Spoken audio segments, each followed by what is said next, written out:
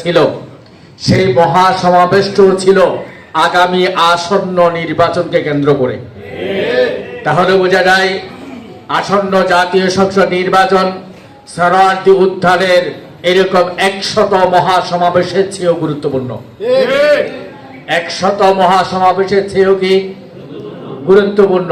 এই জন্য এই নির্বাচনটা হলো কঠিন চ্যালেঞ্জ। স্বাধীনতার 54 বছরে ইসলামপন্থীদের জন্য যে পরিবেশ তৈরি হয়েছে, এই পরিবেশ গত 54 বছরে সৃষ্টি হয়নি। আগামীতে সৃষ্টি হবে কিনা এটাও সন্দেহ আছে। অর্থাৎ আমাদের জন্য বর্তমান সময়টা সবচেয়ে অনুকূলের একটা পরিবেশ। অনুকূলের একটা কি সময়ে 1 অসময়ের 10 এই সময়টাকে যদি আমরা ভালোভাবে কাজে লাগাতে পারি, ভাই কথা বলবো না, একান্তই কারো কথা বলতে মন চাইলে বের হয়ে যান, কোনো সাউন্ড হবে না। সময়ের 1 অসময়ের 10 আমরা যদি এই সময়টাকে ভালোভাবে কাজে লাগাতে পারি, আমাদের প্রচারণাটা ভালোভাবে কাঙ্ক্ষিত মানের করতে পারি, তাহলে ইনশাআল্লাহ আগামী ত্রয়োদশ জাতীয় সংসদ নির্বাচনের রেজাল্টটা অভাবনীয় সফলতা আমরা গড়ে তুলতে পারবো। কেন? বাংলাদেশের মানুষ তিক্ত বিরক্ত। এই 54 বছরে যারা ক্ষমতায় ছিল, ক্ষমতার পালা বদলে বারবার ক্ষমতায় গেছে, এরা চরম ব্যর্থতার পরিচয় দিয়েছে।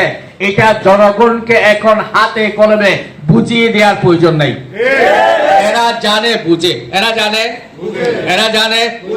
কিন্তু জানে বুঝে তবু বারবার তাদেরকে কেন গ্রহণ করে আমাদেরকে গ্রহণ না করার পেছনে মৌলিক কিছু কারণ আছে। মৌলিক কিছু কি আছে? 1 নম্বর কারণ হলো তৃণমূল পর্যায়ে ইসলাম কি চাই, হাত পাকা কি চাই, ইসলামী আন্দোলনের লক্ষ্য কি, ইসলামী আন্দোলনের উদ্দেশ্য কি, এটা আমরা জনগণকে বুঝাতে ব্যর্থ হয়েছি। জনগণকে বুঝাতে কি হয়েছে? আমরা তাদেরকে জান্নাতের কথা বলি। দেশের মানুষ উন্নত চিন্তাশীল না হওয়ার কারণে জান্নাতের চিন্তাটা পরে করে, দুনিয়ার চিন্তাটা আগে করে। কি করে ভাই? দুনিয়ার চিন্তাটা কি করে? জান্নাতের চিন্তাটা পরে করে, যার জন্য আপনাকে বিবেচনায় নেয় না। এখন আপনি তাকে যদি দুনিয়ার চিন্তাটা ধরিয়ে দিতে পারেন, দুনিয়ার চিন্তার দাওয়াতটাকে যদি আপনি সম্প্রসারিত করতে পারেন, এদের মাঝে আপনি আস্থা এবং বিশ্বাসটা অর্জন করতে পারেন, এরা কখনো আর আওয়ামী লীগ অথবা বিএনপির পেছনে ছুটবে না। বিবেকবান কখনো আওয়ামী লীগ করবে না। বিবেকবান কখনো ধানের শীষে ভোট দিবে না, হাত বাগায় দিবে। কিভাবে দিবে? আমরা শুধু পরকালীন নসিহত গুলো করেছি, অথচ দেখুন ইসলাম শুধু পরকাল নিয়ে নয়, দুনিয়ার কল্যাণ, দুনিয়ার উন্নতি, দুনিয়ার সমৃদ্ধি ইসলামের পূর্ব শর্ত। পবিত্র কোরআনে কারীম আল্লাহ রাব্বুল আলামিন সকল বান্দাকে শিক্ষা দিয়েছেন, রব্বানা আতিনা ফিদ দুনিয়া হাসানা ওয়া ফিল আখিরাতি হাসানা ওয়া কিনা আযাবান নার। আল্লাহ বলেছেন রব্বানা, এভাবেই দোয়া শিখিয়েছেন, রব্বানা হে আমাদের প্রভু, আতিনা তুমি প্রদান করো, ফিদ দুনিয়া হাসানা দুনিয়ার সকল কল্যাণ, দুনিয়ার মুআখার, ওয়া ফিল আখিরাতি হাসানা এবং পরকালীন সকল কল্যাণ। পরকালীন সকল কল্যাণ, তাহলে দুনিয়ার কল্যাণটা আগে, মুকদ্দম আগে, ওয়া ফিল আখিরাতি হাসানা মুআখার পরে। তাহলে পার্থিব জগতের উন্নতি সমৃদ্ধি এটা হলো ইসলামের মৌলিক দর্শন। ইসলামের মৌলিক দর্শন, ইসলামের মৌলিক দর্শন। এটা আমরা জনগণকে বুঝাতে পারি নাই। আপনি বলেন প্রত্যেকটা বিবেকবান মানুষের প্রতীক হলো হাত পাকা, প্রত্যেকটা বুদ্ধিমান মানুষের প্রতীক হলো হাত পাকা। কিভাবে হাত পাকা? এই হাত পাকা বিজয়ী হলে তোমার নাগরিক অধিকার সুনিশ্চিত হবে, তোমার মৌলিক অধিকার প্রতিষ্ঠিত হবে, তোমার নাগরিক সেবা শতভাগ তুমি পাবে। ইসলাম প্রতিষ্ঠিত হলে তোমাকে চাঁদাবাজি, টেন্ডারবাজির খপ্পরে পড়তে হবে না। কাউকে চাঁদা দিতে হবে না, মিথ্যা মামলা হবে না, নিরাপদে ব্যবসা বাণিজ্য করতে পারবে। তোমার মা বোন, তোমার স্ত্রী, তাদের ইজ্জত দিয়ে হেফাজত থাকবে। তোমার দোকান থেকে কোন ব্যক্তি একটি কড়াকড়িও ডাকাতি করতে পারবে না, দুর্নীতি করতে পারবে না। মিথ্যা মামলার হয়রানি তুমি পাবে না। শ্রমিকের তুমি অধিকার পাবে, মালিকের অধিকার সুনিশ্চিত হবে। প্রত্যেকটা ঠেলাওয়ালা, রিক্সাওয়ালা, ভেড়াওয়ালা ভাগ্যের পরিবর্তন হবে যদি হাত পাকা বিজয়ী হয়। যদি কি হয়? হাত পাকা কি হয়? পরকালীন কল্যাণ শুধু নয়, তৃপ্তি সহকারে প্রত্যেকটা মানুষ মাথা উঁচু করে দাঁড়াতে পারবে ইসলাম প্রতিষ্ঠিত হলে। কারণ দীর্ঘ 54 বছরের ইতিহাস আমরা দেখেছি, যারা এই ক্ষমতায় গেছে এরা জনগণের কোটি কোটি সম্পদ আত্মসাৎ করেছে, আর জনগণ না খেয়ে আছে। দ্রব্যমূল্যের ঊর্ধ্বগতি, ঠিক কিনা? ঠিক কিনা? এমনকি কোটি কোটি টাকা পাচার করেছে, শুধু তা নয়, বর্তমানে বাংলাদেশে আজকে যে শিশুটা জন্মগ্রহণ করবে, এই শিশুটাও 1.5 লক্ষ টাকা বিদেশের কাছে ঋণগ্রস্ত। প্রত্যেকটা মানুষ, 18 কোটি মানুষ 1.5 লক্ষ টাকা করে ঋণগ্রস্ত। আমি বিদেশ থেকে, বিশ্ব ব্যাংক থেকে, বিভিন্ন রাষ্ট্র থেকে আমি কি লোন দিয়েছি? লোন কে দিয়েছে? কে দিয়েছে? অথচ আমি একজন বাংলাদেশের নাগরিক হিসেবে আজকে আমি 1.5 লক্ষ টাকা ঋণগ্রস্ত। এই টাকা আমি বুক করি নাই। বাংলাদেশের একটা ফকির পর্যন্ত প্রত্যেকটা বছরে কমপক্ষে 14,500 টাকা সরকারকে ট্যাক্স দেয়। কে দেয়? কে দেয়? 1 টাকা করে দোকানে দোকানে গিয়ে যে ব্যক্তিটা ভিক্ষা করে, সেই ব্যক্তিও সরকারকে ট্যাক্স দেয়। কত টাকা? 14,500। আপনারা বলতে পারেন সে ট্যাক্স দেয় কিভাবে? সে বেগুন কিনে কিনা, পানি কিনে কিনা, মসুরির ডাল কিনে কিনা, চাউল কিনে কিনা। অর্থাৎ এই চাউলের যে ভ্যাট আছে, ওই ভ্যাট, ক্রেতার যে ভ্যাট আছে, এই ভ্যাট তার কাছ থেকে তুলে নিচ্ছে। তার কাছ থেকে কি নিচ্ছে? তুলে নিচ্ছে কিনা?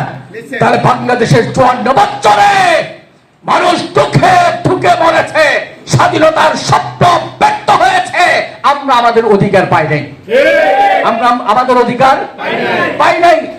বিএনপি ফেলুয়া, আওয়ামী লীগ ফেলুয়া, এরা ব্যর্থ, প্রমাণিত সত্য। এরা ব্যর্থ। আবার নতুন করে তারা জনগণকে আশার আলো দেখাবে, নতুন করে ক্ষমতায় গিয়ে 18 কোটি মানুষের ভাগ্যের পরিবর্তন করবে।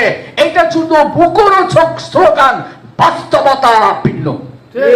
বাস্তবতা কি? বাস্তবতা কি?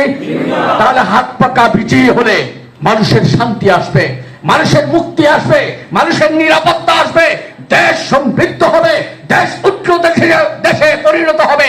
মিথ্যা মামলা হবে না, খুন খারাপি হবে না, রাহাজানি হবে না, দুর্নীতি হবে না, চাঁদাবাজি হবে না। নিরাপদে তুমি যদি তোমার নাগরিক সেবা পেতে চাও, হাত পাকার বিকল্প নেই। হাত পাকার হাত পাকার বিকল্প। একজন মা, বয়োবৃদ্ধ মা আফসোস করে বলেছিলেন, 10 মাস 10 দিন সন্তান গর্ভধারণ করেছি। 10 মাস 10 দিনের পর প্রসব বেদনায় অস্থির হয়ে সন্তানকে দুনিয়ার মুখ দেখিয়েছি। এই সন্তান বড় হওয়ার পরে তার জন্ম নিবন্ধন করতে গিয়ে সরকার আমাকে যে হয়রানি করেছে, 10 মাস 10 দিন পেটে নিয়ে নড়াচড়ার ব্যথা, প্রসব বেদনার ব্যথার চেয়ে বড় ব্যথা হলো জন্ম নিবন্ধন করা। কি করা ভাই? জন্ম নিবন্ধন করাটা কিসের ব্যথার চেয়ে বেশি? প্রসব বেদনার চেয়েও এটা হলো রাষ্ট্রীয় সেবা। এটার আমল পরিবর্তন করবে হাত পাকা। নাগরিক সেবা প্রত্যেকের ঘরে ঘরে দোরগোড়ায় পৌঁছিয়ে দেওয়া হবে। দোরগোড়ায় কি করা হবে? পৌঁছিয়ে দেওয়া হবে। নিশ্চয়তা যদি আপনি চান, no Awami League, no BNP, ইসলাম ইজ নো নৌকা, নো দানেশ, হাত পাকা ইজ দ্য বেস্ট।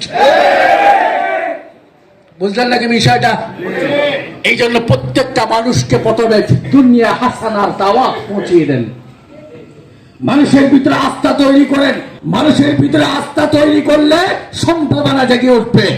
কারণ প্রত্যেকটা মানুষ সম্ভাবনা চায়। কি চায়? সম্ভাবনা। 30% মানুষ আছে যারা যে কোনো আদর্শে বিশ্বাসী, হয়তো নৌকায় আদর্শে বিশ্বাসী, অথবা ধানের শীষে বিশ্বাসী, অথবা দাড়ি পাল্লায় বিশ্বাসী, অথবা হাত পাকায় বিশ্বাসী। এই 30% ভোট নটচট হবে না। নটচট হবে না। প্রার্থী বিজয়ী হোক অথবা না হোক, হাত পাকার ভোট হাত পাকায় যাবে।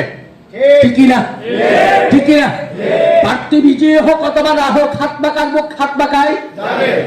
70% ভোট হলো জোয়ারে বেসে যাবে। জোয়ারে তার জন্য আপনি যদি এই রূপগঞ্জ নারায়ণগঞ্জ এক আসনে একটা আওয়াজ তুলতে পারেন, সরগরম করতে পারেন, এবারে এই নারায়ণগঞ্জ এক আসনে রূপগঞ্জে হাত পাকাই বিজয়ী হবে ইনশাআল্লাহ।